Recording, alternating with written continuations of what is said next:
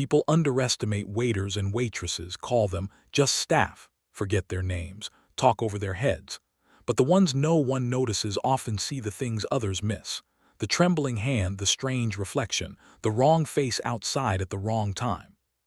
That's why, on a rain-soaked night when even trained bodyguards let their guard down, she didn't. Her eyes caught a flicker, a glint of metal, a red light cutting through the window, sliding across the table toward one man, Jason Statham. And in that single heartbeat, she acted, a decision that would change everything that came after. Before we continue, I just want to take a moment to thank you for being here. Every view, every like, every comment, it truly means the world. You're not just watching stories. You're part of a community that believes in kindness, courage, and standing up when it matters most. If you're new here, consider subscribing and joining our little family, because the stories we tell aren't just about heroes like Jason Statham. They're about the quiet heroes that live in all of us. The rain had been falling for hours, the soft kind that wrapped the city in a quiet hum. Inside the restaurant, everything felt warm and alive. Glasses clinked, silverware scraped softly against plates, and laughter rose in little bursts between tables. It was the kind of evening where people forgot about the world outside, where deals were made, anniversaries were celebrated, and promises were whispered over candlelight. Sophie had been working the late shift for almost 2 years. She wasn't the kind of waitress anyone remembered. Not for her face, not for her name. She was the one who made sure the wine never ran dry, who picked up dropped napkins without a sound, who smiled when people didn't look up. But tonight, for reasons she couldn't explain, she felt uneasy, like the air itself had changed. The restaurant's large windows overlooked the street, slick with rain, glistening under the city lights. From her corner, Sophie had a perfect view of everything: the door, the bar, and the private table at the back where a group of men had just been seated. It was a dinner reservation that everyone in the staff had whispered about since morning. Jason Statham himself, in town for a meeting with some executives. When he walked in, the air shifted. Not loud, not showy, just quiet power. He wore a simple black jacket, dark jeans, the kind of presence that didn't need to prove itself. The manager practically tripped over himself to greet him, but Jason was polite, soft-spoken, even friendly.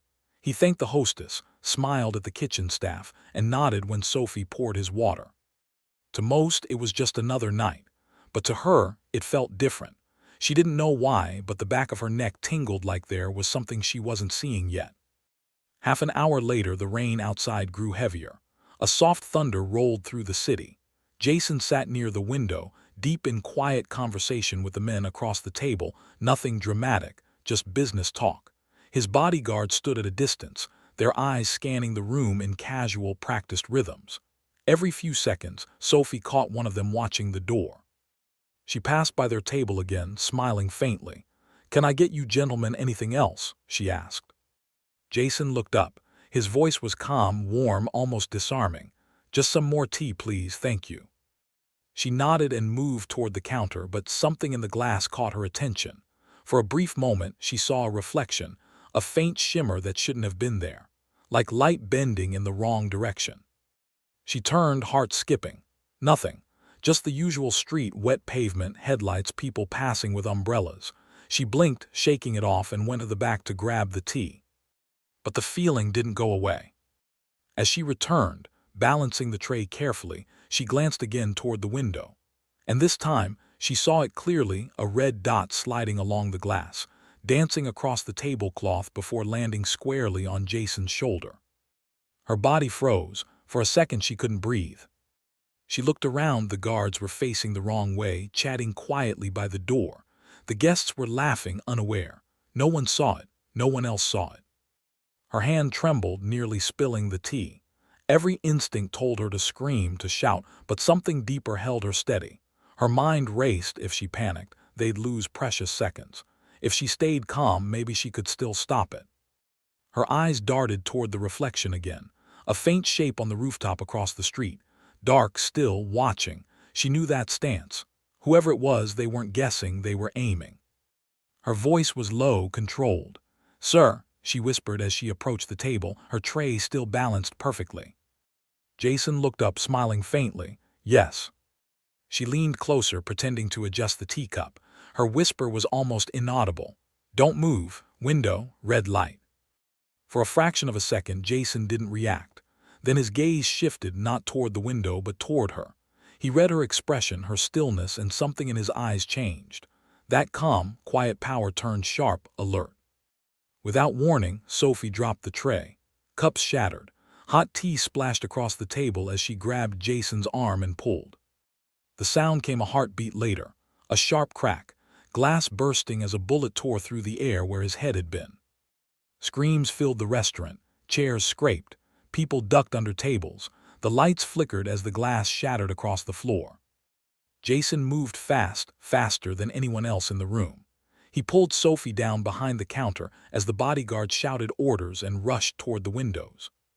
"Stay down," he said, voice low but calm. She was shaking, and I saw it in the glass. He looked at her, studying her face for a second, then nodded. "You did good." Outside, chaos. The shooter had already moved, the rooftops were dark, rain masking everything. One of the guards shouted into his earpiece, calling for backup, while Jason crouched near Sophie, his hand on her shoulder, keeping her still. "Are you hurt?" he asked. She shook her head, breath ragged. "No, just—" "Then stay here," he said, standing up slowly. His eyes flicked toward the street. "They won't get far." Before anyone could stop him, he was gone through the side door, disappearing into the rain. Sophie tried to stand, but her knees buckled. The manager rushed to her, eyes wide. "What happened? Are you all right?" She nodded weakly, eyes still fixed on the shattered glass. "Someone tried to shoot him." The room buzzed with fear and disbelief. Guests huddled together, whispering. The sound of sirens echoed faintly in the distance. But all Sophie could think about was that reflection, that moment she saw it before anyone else did. Minutes passed like hours. The guards returned first, soaked and grim. One of them approached her quietly. "You saw it before we did." She nodded. He exhaled slowly. "Then you saved him." Her breath hitched. The weight of those words hit her harder than the sound of the gunshot. Outside, the city kept moving, unaware that something extraordinary had just happened in that quiet corner of rain and candlelight. Then the door opened. Jason stepped back in, wet from the storm, his expression unreadable. The manager rushed over. "Sir, the police are on their way." Jason raised a hand. "They won't find him." He turned to Sophie, who was still standing near the counter, trembling slightly but trying to stay composed. "You okay?" She nodded, though her voice was barely a whisper. "I think so." Jason stepped closer. "What you did, it saved my life." She shook her head. "I just saw something." He looked at her for a long moment, then smiled faintly. "Sometimes that's all it takes." The police arrived soon after, lights flashing through the rain-soaked windows. Statements were taken, photos snapped. Sophie gave her account, how she'd noticed the reflection, how she'd acted without thinking. By the time the chaos settled, hours had passed. The restaurant was half empty, quiet again except for the hum of rain. Sophie sat at a table, hands wrapped around a cup of untouched coffee. She stared at the spot where the bullet had hit, the crack in the wall like a scar. Jason walked over, his jacket draped over one arm. "They'll handle it from here," he said. "You should go home." She nodded, though her eyes stayed fixed on the broken glass. "I still don't understand why I saw it when no one else did." He glanced out the window. "Maybe because you're not the kind who just looks, you notice." She looked up at him, the corner of her mouth lifting in a shaky smile. "Guess that's part of the job." He smiled back. "Not usually this kind of job." For a moment there was silence between them, the kind that feels almost peaceful after chaos. Then Jason reached into his pocket and placed something small on the table, a folded napkin, slightly damp. Written on it, in his rough handwriting, were 5 words. "You saved me, thank you." He gave a small nod and turned to leave, disappearing into the night again, the rain swallowing his figure as quietly as it had begun. Sophie sat there, staring at the napkin, the weight of the night finally sinking in. Her heart was still racing, her hands still trembling, but somewhere inside her she felt something else. Pride. Because for once, the invisible girl, the one no one looked at twice, had seen what no one else could. And she knew this was a night neither of them would ever forget. But what she didn't know was that the man she just saved wasn't done with her story yet. Because sometimes, fate doesn't end with a single act of courage. Sometimes it circles back when you least expect it. The rain had stopped by morning, but the city still looked washed out, like someone had taken all the color and left only reflections. Sophie sat at the back booth of the restaurant, her fingers wrapped around a cold cup of coffee, staring out at the street that had almost become a crime scene. She could still see it. The red dot, the shattering glass, the weight of Jason's hand pulling her down before the sound reached her ears. Sleep hadn't found her last night. Every time she closed her eyes, she heard that sound again, that hollow crack of air splitting. And each time she opened her eyes expecting to see the rain frozen midair, the candle flickering, the tray falling. But all she saw was silence. At 10 a.m., the door opened quietly. Jason Statham stepped in, dressed in the same dark jacket, but this time there was something different about him, not just the presence, but a kind of quiet concern he didn't bother hiding. The bodyguards followed but kept their distance, standing near the entrance like they were guarding the memory of last night more than the man himself. Jason walked to her booth and spoke softly, "Mind if I sit?" Sophie shook her head, "Please." He sat across from her, resting his forearms on the table, his voice low but steady. "You look like you haven't slept." She smiled faintly. "You'd win that bet." He nodded. "It takes a while. The first time something like that happens, the sound stays longer than the danger." "The first time?" she asked, studying him. He looked out the window for a moment, eyes narrowing just slightly, not from pride but memory. "Let's just say I've had my share of close calls." Then he looked back at her. "But not many people react the way you did." Sophie shrugged. "I didn't react, I just moved." "That's exactly what I mean," he said quietly. "Most people freeze, you didn't. That's instinct or something else." She didn't know what to say to that. She wasn't trained, wasn't brave. She was just observant. It came from years of being the person no one noticed, which meant she'd learned to notice everyone. Jason studied her for a beat longer, then leaned back. "You've saved my life. That's not something I forget easily." "I didn't do it for thanks," she said quickly, almost defensive. "I know," he said. "That's why it matters." There was a pause, the kind that hung between two people who understood silence. Finally Sophie spoke. "Did they catch him?" Jason shook his head slowly. "No, whoever it was, they were good, military precision, no sloppiness, in and out before we could trace a thing." "So you think it was planned?" Jason nodded once. "Very much so." Then he softened his tone. "That's why I came back. I need you to stay alert. If they missed once, they'll try again, not the same way, not the same place, but they'll look for weakness." Her brow furrowed. "You think they'd come here?" "I think they'd go wherever they believe I'm vulnerable," he said. "And last night proved something. You weren't a weakness. You were the reason I'm sitting here." Sophie felt her chest tighten, not out of fear, but because of the weight in his words. He wasn't exaggerating. He wasn't being dramatic. He was stating a fact. Jason slid a small card across the table. "This number connects to one of my team. If you notice anything strange, anyone watching, anyone asking questions, you call. Don't think. Don't wait, just call." Sophie nodded slowly, pocketing it like it was a lifeline. "Got it." He smiled faintly. "Good, now tell me something. You've got an eye for details. How long you been working here?" 2 years, she said. "I started to save for school, but well, life happened. I stayed." He nodded, understanding the weight of those 2 words, life happened. "Most people underestimate what you do," he said. "But I've seen enough to know people like you keep the world steady. You see things before they break." She smiled a little. "Funny, I never thought of it that way." "Most heroes don't," he said. The word hero made her uncomfortable, but Jason said it like a truth, not a compliment. The day passed quietly after that. Jason stayed for lunch, casual but watchful, like someone listening for a sound only he could hear.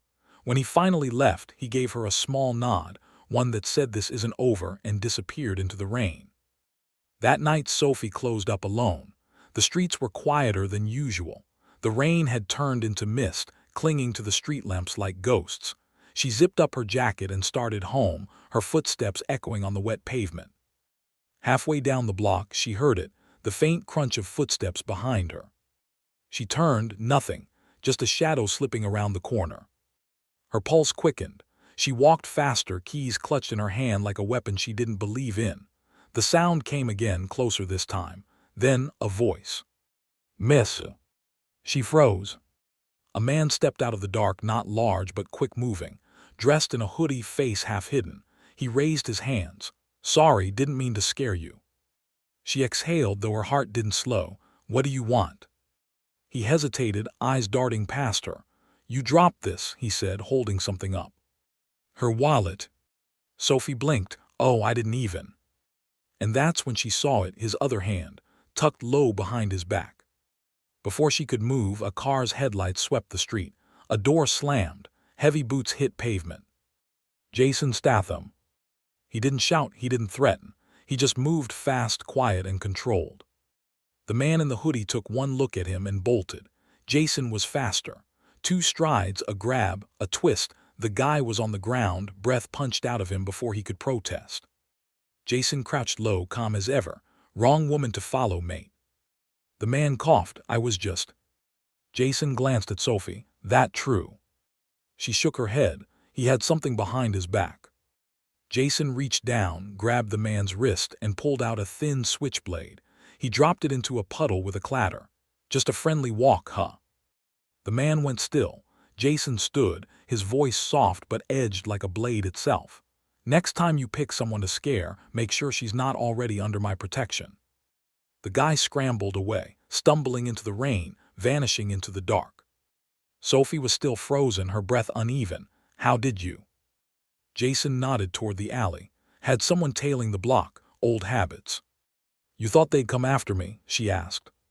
He looked at her, not answering, because the truth was obvious. She exhaled. "You were right." He smiled faintly. "I usually hate being right." They walked together the rest of the way to her building.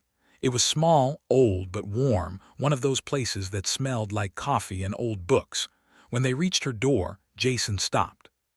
"You'll be safe now," he said, "but keep your eyes sharp. That instinct of yours, it's not luck." Sophie leaned against the doorframe, the tension finally melting from her shoulders. "You're not going to tell me who they were, are you?" He hesitated. "Let's just say there are people who think the world's quieter without certain voices. I've spent my life being one of them. And last night—" He smiled, the kind that didn't reach his eyes. "Last night reminded them I'm not done talking." Sophie nodded slowly. "Then I guess I picked a good night to be working." "You picked the right night to see," he said. There was a pause, heavy, but not uncomfortable. Then she said softly, "You didn't have to come back for me." He looked at her, rain glinting on his jacket. "I know." "Then why?" He thought for a moment. "Because too many people disappear after moments like that, fade back into lives no one notices. You don't deserve to fade." She didn't know what to say to that, so she just smiled. "Good night, Jason." He nodded once, then turned and walked away, disappearing into the rain again, the same way he had come, quiet and certain. That night Sophie finally slept, deeply, peacefully. But the story didn't end there. A week later, the restaurant was alive again, laughter, warmth, the kind of buzz that only comes from people feeling safe again. Sophie was wiping down the counter when she noticed something under the salt shaker, a folded napkin. She unfolded it. Inside was a note written in clean, sharp handwriting. "You saved my life, now you're part of it." No name, no number, just a small pressed flower, wild and white. She smiled to herself, heart lifting. Because sometimes the world doesn't thank you with headlines or applause. Sometimes it just sends you a message, quiet, simple, and true, reminding you that the things you notice, the choices you make, and the courage you don't even know you have can change everything.